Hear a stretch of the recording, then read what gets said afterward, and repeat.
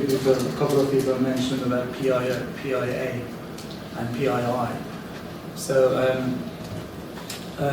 I decided to talk about DPIA mainly as an experience point of view, as an experience, and I'm dealing with a couple of clients in that matter.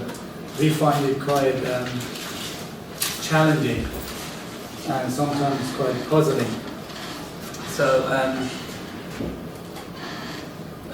this is GDPR. I don't know how many of you work with PCI DSS as one of the banking standards.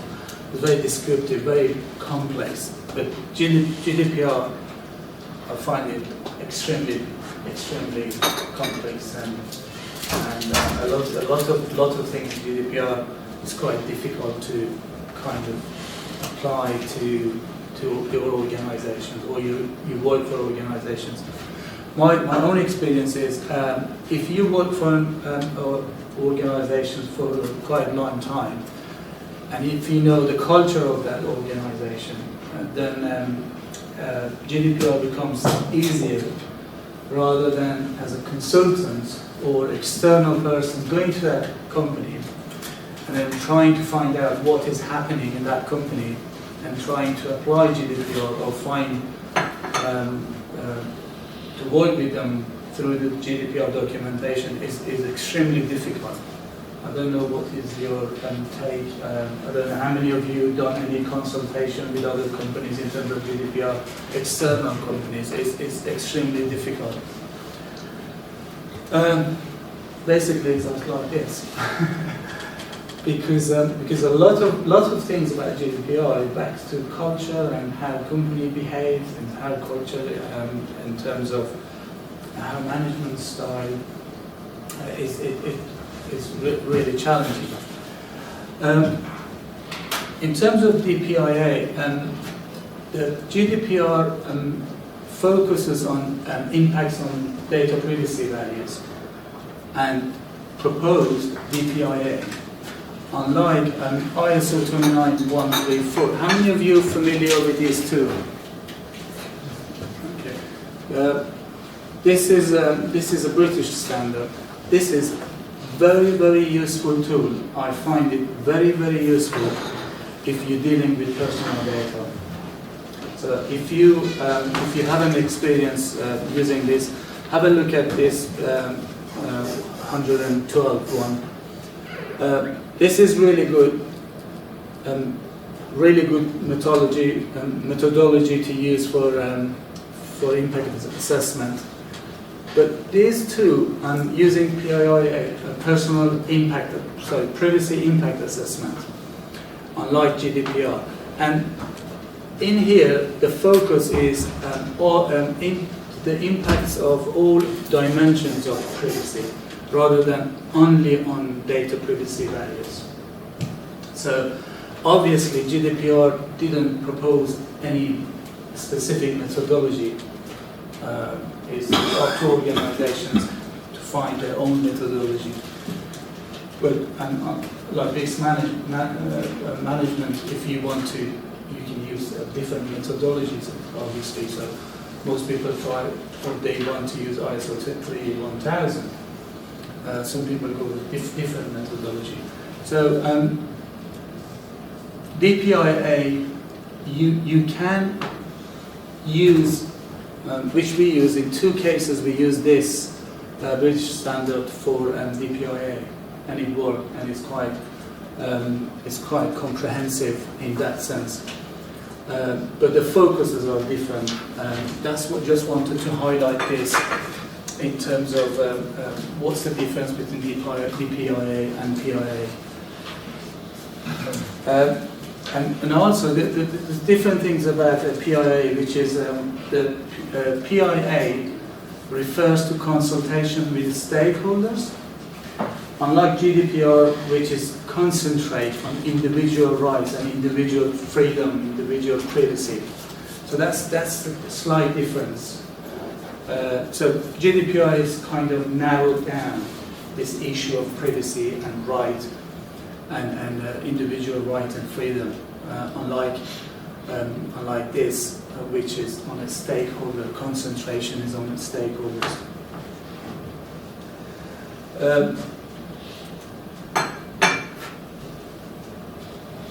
So in terms of, as I mentioned, DPIA is using, looking at the specific new technologies or new processes you want to use it if there is a high risk to rights and freedom of a natural person.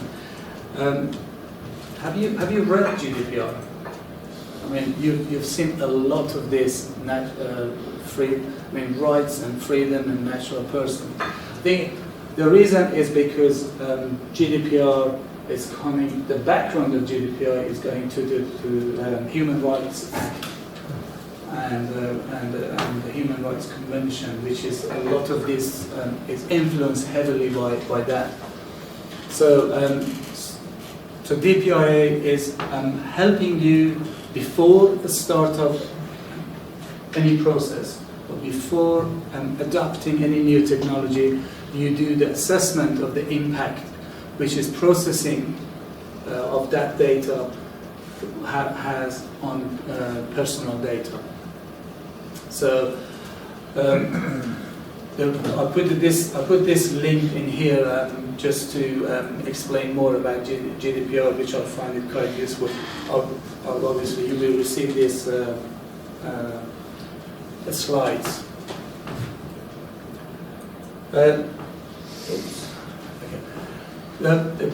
As I mentioned, the privacy impact assessment, which adapted by ISO 29134 and also by BS 112, is very they are very dominated by concentration and consultation on stakeholders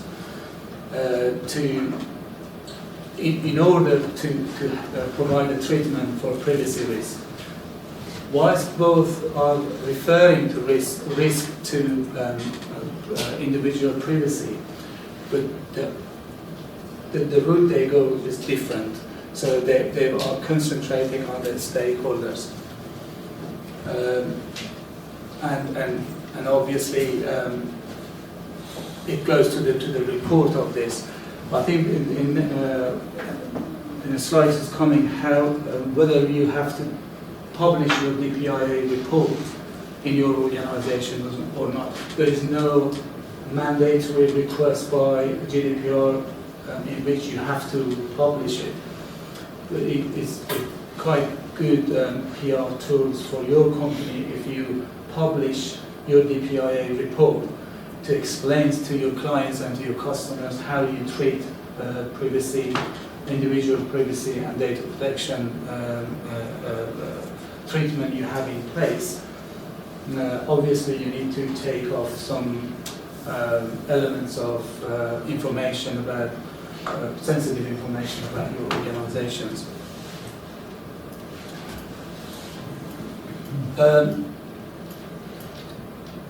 In my experience, again, I think DPIA is a really good tool in order for you to address the risk to private personal data.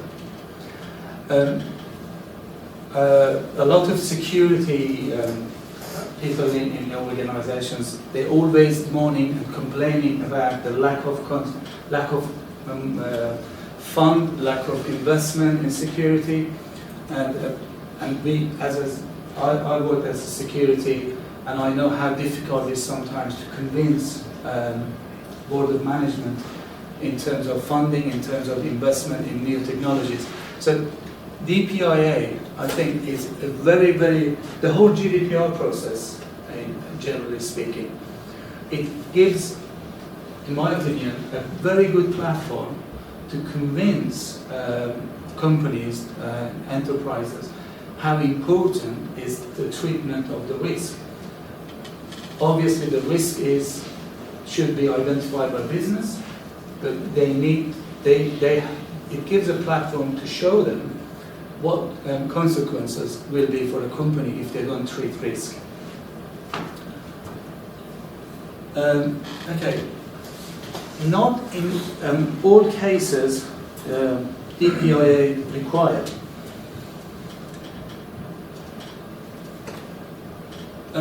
First of all, we have to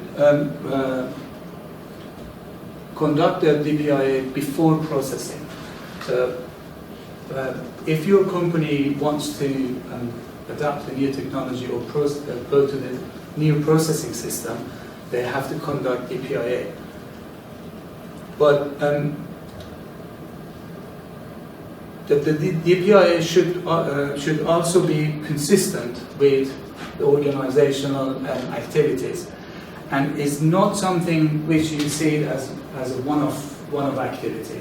It needs to be constantly looking at by different business units, as well as IT, other business units, HR, finance, and as Mike mentioned about DPO, data protection officer is a very good place for the DPO to coordinate this and to ensure all business units constantly addressing the risk to personal data in their units. I think that the header of that, when is required and when is not required, I think one of the issue about the DPIA when is required is about legacy systems and about legacy processing you've got. So you, based on GDPR, again, you cannot just assume because whether you had or you've done some DPA, but based on DPA activities addressing personal data, you're safe and you don't need to do it. Obviously you need to do it. And also because you need to constantly do that.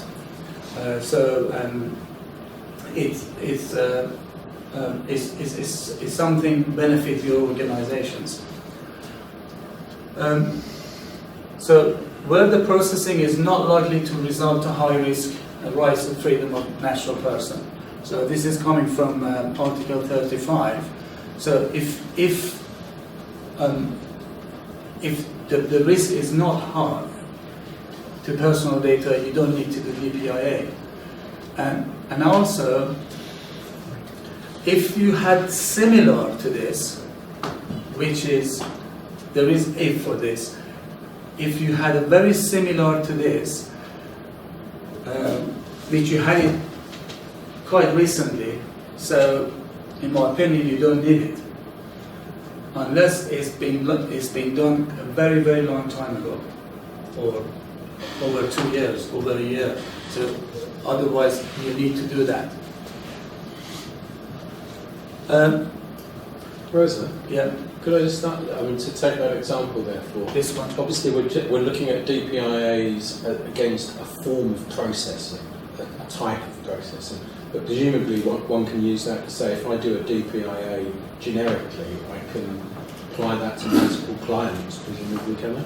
On the basis that it's similar to the DPIA I did for this client? I believe so. Yeah.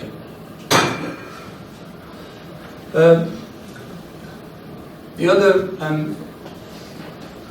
reason for not running DPIA is that when your operation has a legal basis in EU or member state law. So if your operation is based on you are operating in Netherlands and is based on Netherlands state law, the reason for this is because all of member states of the EU, they have adopted GDPR, and they've been given freedom to do some changes in that according to the local regulations. One example is Netherlands. I think Netherlands changed the fine. They increased the fine from.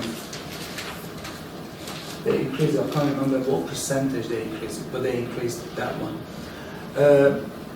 One of the countries were behind this member state be able to make some small changes was Germany, as Mike just said, because in Germany they are quite restrictive in terms of personal data.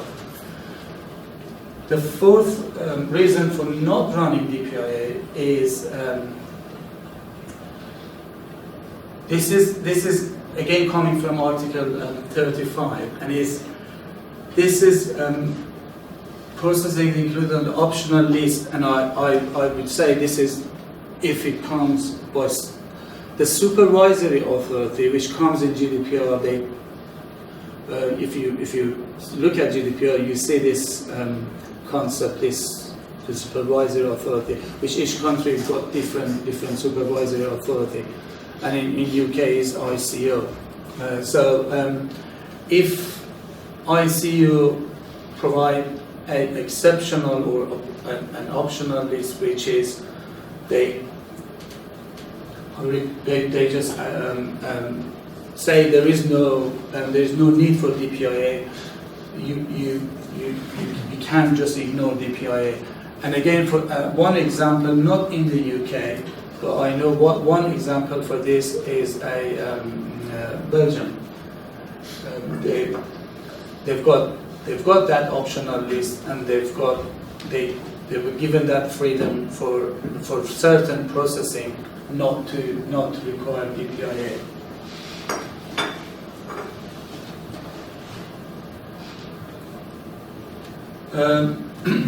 And now we go to the examples to see what examples are in terms of DPIA.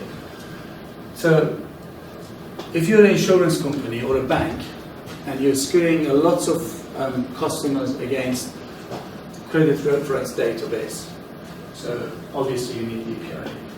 If you're a health provider company or a clinic, again, you would need DPIA. If you are monitoring people's behavior, so it doesn't matter is in a plane or anywhere, you have to run DPIA because obviously you need to address the risk around this. But if you've got a beauty salon in which you're processing personal data for your customer, so obviously you don't need, and you're not dealing with large scale of data, so you don't need to run DPIA. So yeah, is there? You say where it says large scale. Is there an objective definition of large scale? Is there a number that quantifies large and small? Very, very good question. We don't know. As far as ICO doesn't know. I haven't seen any guidelines from ICO explicitly saying, okay, 100 data, 100, the value of data is 100 or is 200 or 1,000. We don't know. I think Mike once said in one of the presentation he had, until we see the first case in the court, we don't know exactly how the judicial system and how ICO treat data implication of expose of data, personal data. I don't know, is it useful? Probably not, to compare with the bit of the GDPR about when it's mandatory to appoint a DPO, where they give the example that an individual lawyer or doctor wouldn't have to, a hospital would. But Working Party 29 itself says, well, actually, that's a really vague definition. It is. There's an awful lot of stuff that falls in the middle of that, like most of it. I mean, if you notice, I'll ask Mike this question, the last presentation. What size of organization do they need DPO? Because personally, I've heard 200 employees, 250, some say 500. Wasn't that earlier discussions where they were trying to... An earlier discussion. But now it's based around whether you do the scale of surveillance and... It's now about the activities. Yeah, it's about the activities, and it's about whether it's... There seems to be this big debate of the phrase core activity. So it's about defining, is this piece of data processing a core activity of the business or an ancillary activity which drives that? And it's the volume a very grey area, the volume of that is Does the DPIA have any kind of statutory qualifications? No. Just apply anybody? There is no. I mean, there are lots of qualifications related to Data Protection Act, like is that PISM? Not PISM.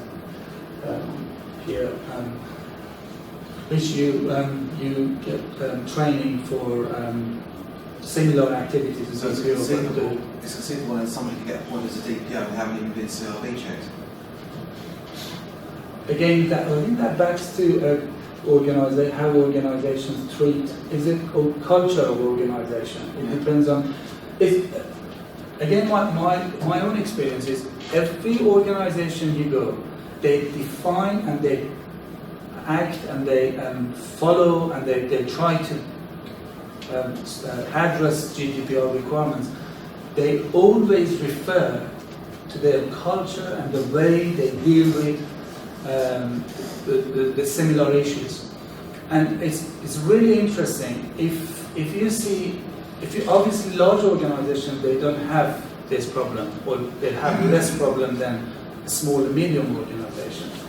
I've got a client, a managed service provider, a very small company. They had absolutely no IT governance in place. So there was no IT governance in place. So in terms of CMM modeling, they were on level 0, absolutely nothing. They were nerds, they were perfect in, we were talking about TSL, HTTPS, encryption, anything technical, they were great. But when it comes to, okay, do you have any document in place? Do you have any organizational chart? Do you have any rules and responsibility defined? They haven't had anything. So a small and medium-sized company, they've got a problem. They always refer to, we do this in a way of these things, we refer it to this. And who's responsible? Who's the GDPR owner? If obviously it's a small company, you're not appointing DPO, but you have to have a GDPR owner. Who's actually owning this process of GDPR documentation in your company? Okay.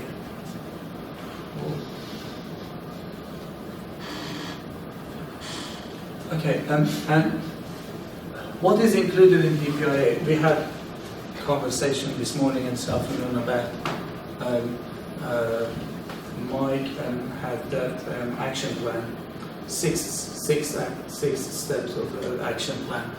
So, as I said, there are lots of methodologies you can refer to, you can use for that assessment. So, in my opinion, the scope is really important because you need to find out what is your scope, what sort of data you're using, and what impact and the risk, because all is based on the risk. What risk is to individual data, personal data, individual privacy? What is the risk? So it's really important to do this, otherwise you get lost and you, someone mentioned about one of the councils or housing associations who had the data flowchart which was the size of that door and half of that, because it's quite difficult. So I think scope is one of the important ones. And this is really important. Who's responsible for that? So if you've got DPO in place, fine, because DPO can coordinate everything else with risk manager and the business units who are the risk owners to make sure they're implementing a right control to mitigate risk to individual privacy. But if you don't have the DPO, which a number of people today mentioned, you have to have one. So you have to have a GDPR owner. So someone needs to be someone needs to talk to ICO if it's necessary. So the reason is, and this is not only for small companies. I mean, today no one mentioned about Yahoo. Apparently Yahoo hacked in 2014 or 2013. We didn't know for 2 years. Yahoo, they knew but we didn't know. So in 2016, we realized Yahoo they announced they've been hacked. And I absolutely couldn't believe they didn't do any encryption. Yahoo didn't do encryption. And I was like, seriously? I mean, Yahoo, that company, with that revenue, with that technical stuff they have, and they haven't done a simple technical, is very, if you talk to any security technical IT security, encryption is something like now, I mean, kids know about encryption. I mean, two-factor authentication and these kind of things. It's not year 2000, 2002. It's different. But Yahoo didn't do it. So it is important to take the responsibility seriously with confirmation of senior managers who's actually responsible to carry out this, to make sure all risks are mitigated. And the risk manager plays a really important role in here. So in large companies, CIO and eventually COO, they play a very important role to confirm the activities of DPO and the risk managers. So, what are the benefits of DPIA? Again, this is coming from my own experience. I'm not quite sure. Maybe you not agree with some of them, or maybe all of them are.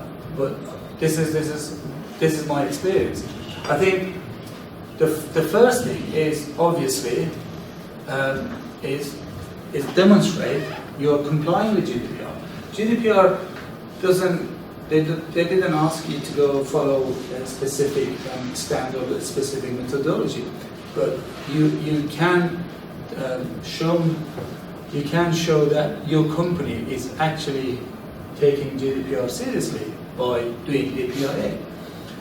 And also, in terms of your clients and your customers, your contractors, and other stakeholders, government, or any other subcontractors you may have, you are providing an assurance to them that you are mitigating the risk around personal data. And most importantly, you're mapping your data, you're finding your data is all over the organizations, whether it's physical data, in a physical format, like a piece of paper or any record you have, or in an electronic format. So you ensuring that the risk to those personal data is actually being addressed and mitigated. We had a lot of talk around privacy by design or protection by design. So you're actually enabling your organization to build and to make this protection by design for any project they want to start. So you've done this for legacy process or legacy system you have, and then you want to start a new technology, a new project. I'll give you one example, is this MEM. Lots of companies adopt MEM, how to deal with mobile device management, how to deal with mobile devices. So some of them may start MDM after already running this for their legacy systems and projects. So that can be used for MDM. So how individual data, individual privacy can be impacted by running a Microsoft Intune, for instance, or IBM solution for MDM. So that does actually help. You're not repeating, or you're not doing anything. You're not inventing again this. It's already there. You can use it, because a lot of organizational aspect or business aspect or cultural aspect of your organizations is reflected on this, and you can use it for new projects. So obviously you're mitigating risk to individual data, reducing cost. How appealing is this if you go to the board and say, look, we can reduce cost and disruption, because for most organizations this is about availability. So if the system is available, confidentiality could be, I mean, how many organizations is availability at the top and then confidentiality? Lots of them. I mean, you can't, you have to have a runway in a city airport running, be available, and then think of confidentiality of the cost, people who on those planes. So, so how you can reduce cost and disruption is obviously you are by going to what data you have in your organizations, removing a lot of non-essential data processing, because you may work in every day in your organization, you don't realize some of things you do, you shouldn't, you're not supposed to do it. You spend a lot of money and time and a lot of resources to do that. So you're optimizing the flow of information.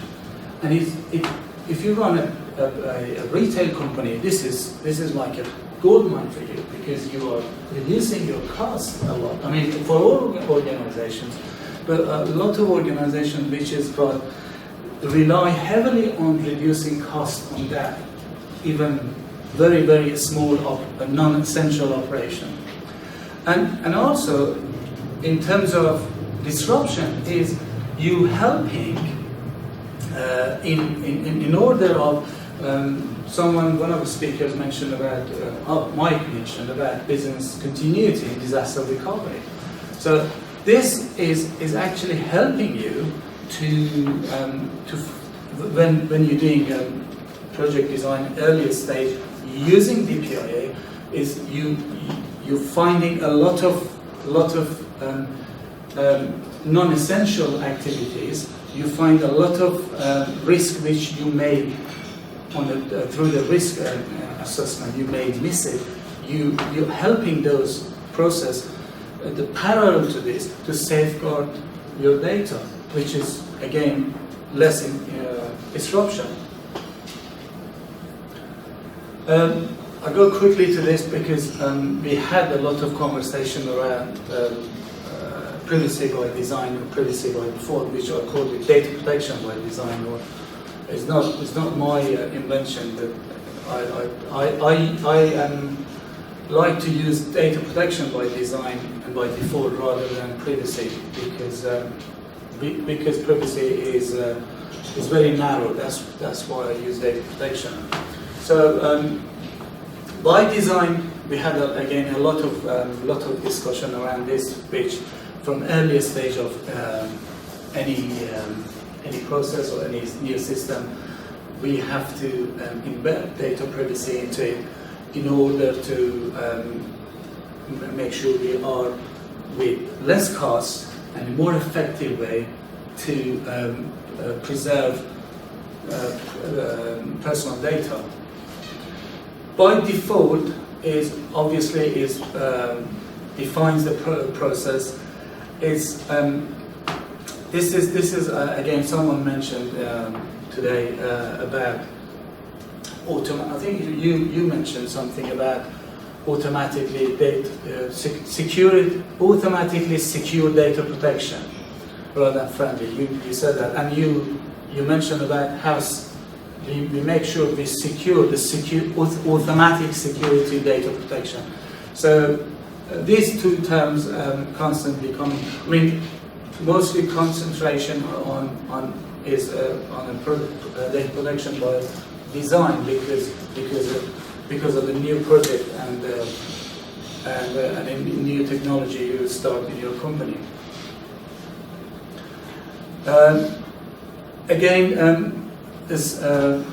Some of the things you need to do when you do protection by default or by design, to identify and classify GDPR data. We talked about this, and the protection they need obviously is needs to find out what risk around those data and then what protection they need, and also to clarify GDPR activities. By design, again, you also need to map both processed and stored data. This is really important because a lot of data stored without any retention policy in that, and there is no retention policy. There is no clarification, and sometimes companies they lost track of this. And could be encrypted in somewhere in cloud or the data center if they've run their own data center. But that's something. So to register and record IT security features and concept, and this is again back to this is really important because it's back to the basic IT security stuff we all do every day, and it's about business continuity, disaster recovery. Test it. Run it again, make sure the right person who is responsible or the team responsible, they know they're responsible and they know what to do. It's not like the case of NHS when Mike mentioned they've been hacked and they started wandering around. A lot of uncertainty, a lot of people didn't know their roles and responsibility, how to deal, test it, always test it. So that's important. It is also applying to data protection. I put this because it was out of space. I didn't put. This is about Article 29 working party. Is DPI should be conducted evaluating or scoring personal data, which is including profiling and predicting, especially it says from aspect concerning data subject performance at work or health or personal preferences or interests. Again, this back to Facebook somehow, because Facebook is looking at how we behave, or that third-party application who access to Facebook's data and manage to kind of use this. So DPIA should be concerned about this. The second is the automated decision making. This is about insurance. We mentioned about the insurance banks when they run against credit agencies, the references. So this needs to be considered. It's a really important thing because this is again back to also algorithm they run, AI. So some stuff which could be hidden from the eyes of business units because it's automated and people may forget about them. Obviously this is systematic monitoring. I mean, this is about how you run CCTVs or whether you run a specific software. A Dutch company, I know, they use anomalies on the network through users, and it's the way they type on that keyboard. So because you may know my ID and my password, but the way I type it on that keyboard is completely different from if you do it. So they've got a software. We had a talk from that gentleman here who came from Netherlands. He's a friend of mine and who is a sales manager for that company. So this sort of thing, because they are collecting a lot of information about how my fingers behave. So from my fingers they can identify who I am. Yeah, we call it generally user behavior analytics. So we have a normal Technical behavior, term, yeah. and if we see an anomaly, that means that there is something to investigate. But we monitor. Even the mouse. I mean, you play with mouse differently. Everyone plays differently. So there are certain behavior monitoring of behavior, which is concerns of DPIA. So and the other one is sensitive data. So obviously this is mentioned again about what you responded to Donald Trump's tweet. So you probably, if you give a comment on his tweet, so it's actually showing your political view, or what is your race, your gender, the very, very sensitive data which you can refer it to the personal data, which they can be considered as intrusive.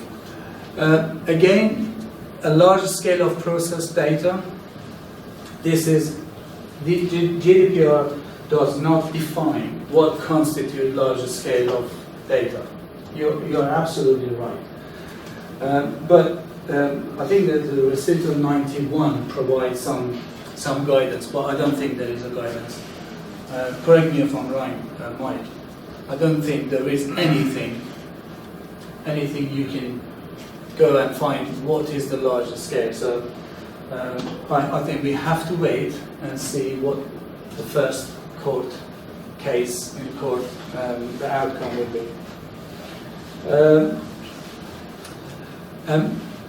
This is again concern of DPIA because you may find a personally identifiable information about a person, individual, by combining or matching some data together. And again, this is kind of related to this, which that application used with Facebook, because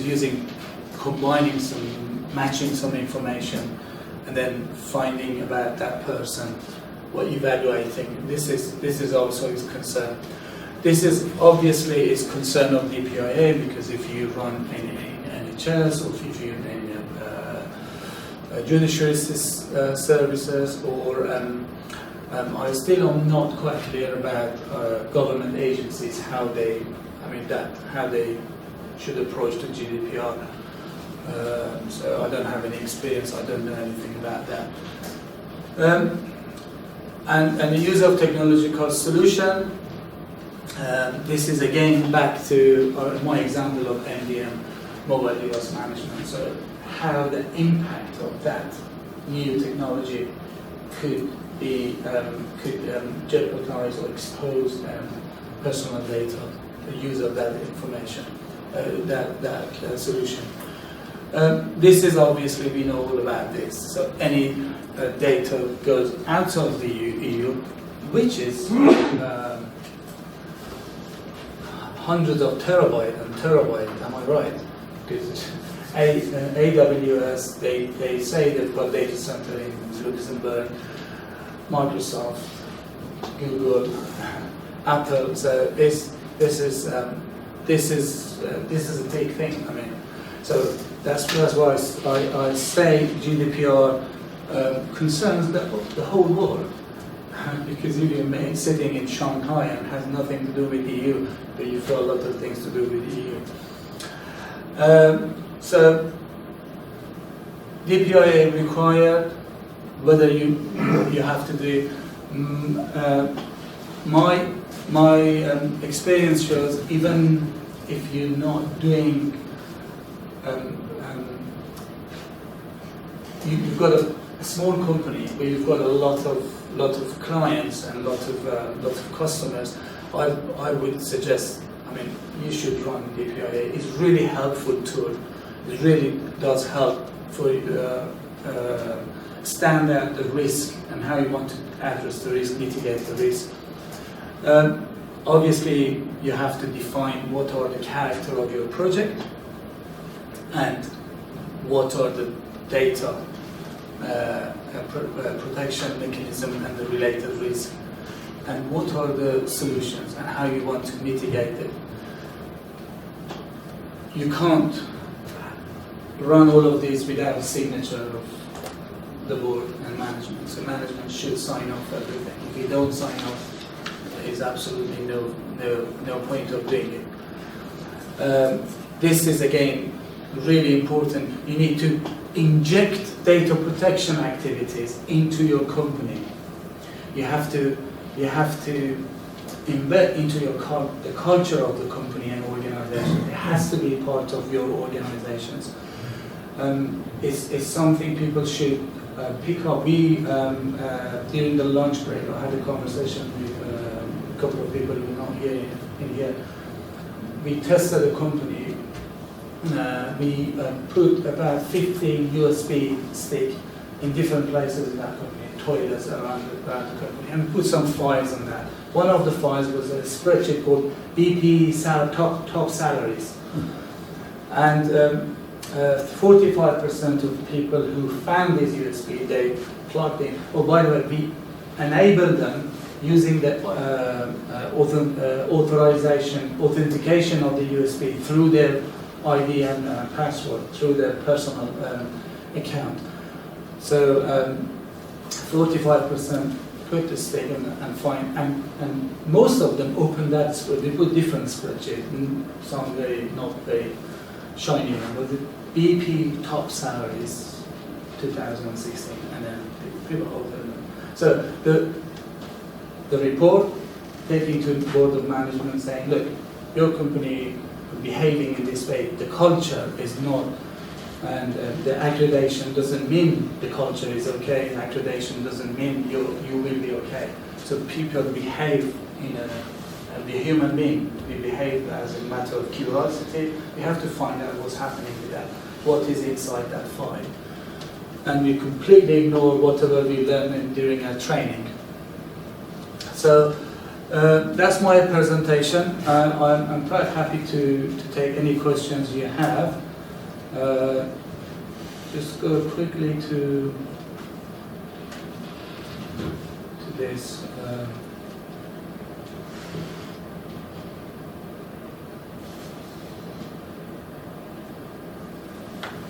Okay, this is a concluded remarks of the day. I did produce them yesterday.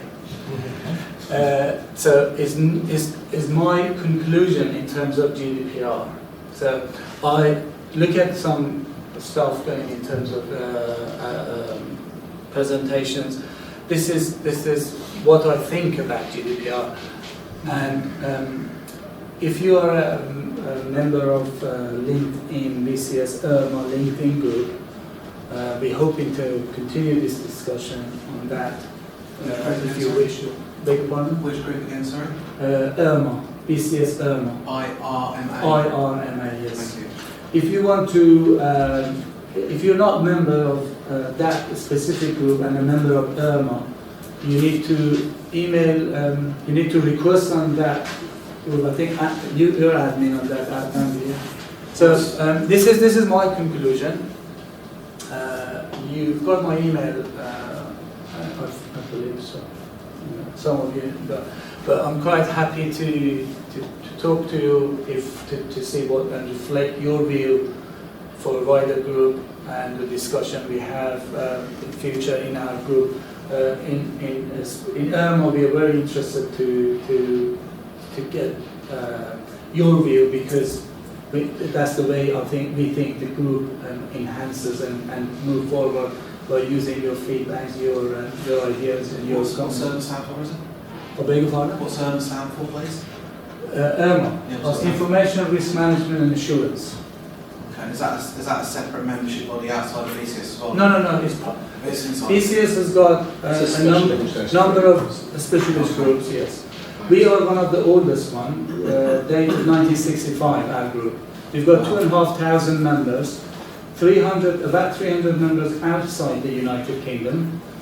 As a matter of fact, one of our committee members, he's in Brazil, and he's a secretary, a membership secretary, and he attends our. We've got 4 meetings annually in here, IRMA committee meetings, and he attends Whale and Go meeting, I think, one of these. Yeah. So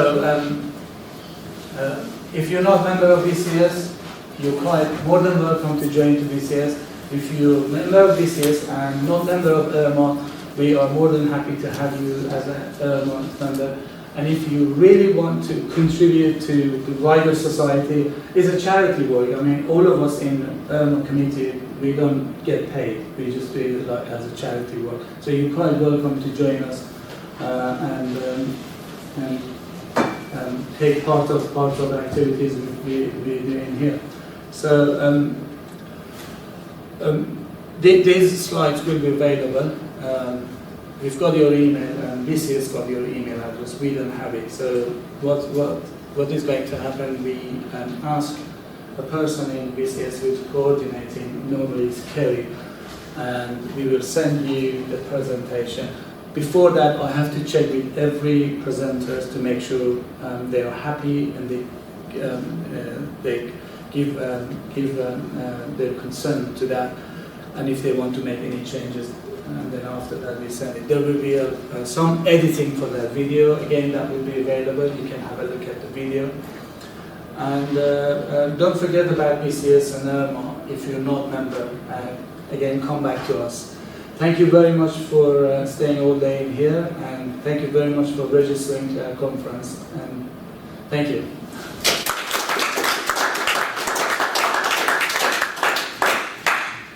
We have some wine outside, hopefully in 5-10 minutes, or maybe already here. So we can be around, use our time as a networking session up to 5:30, 6 o'clock. So you're quite welcome to stay and enjoy the wine. Yes, sir. Are you going to be emailing out the slides or emailing the links so they can be downloaded off GCS? Either